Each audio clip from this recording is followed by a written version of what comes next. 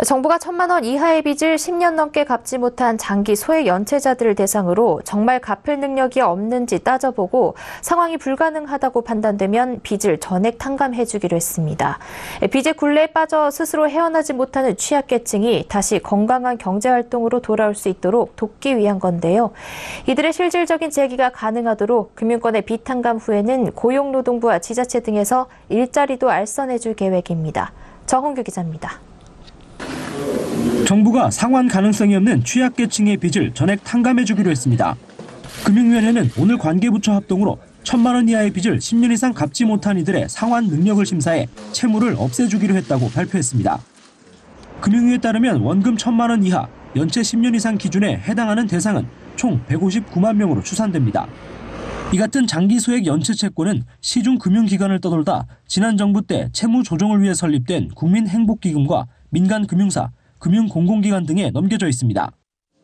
정부는 이중 국민행복기금에 넘어온 채권의 연체자 83만 명에 대해 일괄적으로 상환 능력 심사를 진행할 계획입니다. 심사 결과 상환 능력이 없는 것으로 판단되면 채무 탕감자로 선정돼 즉시 채무가 면제됩니다. 정부가 밝힌 판단 기준은 중위소득 60% 이하면서 1톤 미만 영업용 차량과 같은 생계형 재산을 빼고 회수 가능한 자산이 전혀 없는 경우입니다. 이 밖에 민간금융사나 대부업체의 빚을 갚지 못한 나머지 76만 명의 연체자는 본인이 신청하면 같은 절차를 밟을 수 있습니다.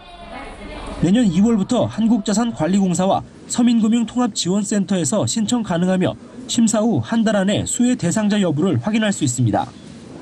탕감 대상자들에게는 일자리 등 경제적 재기를 위한 지원도 병행됩니다.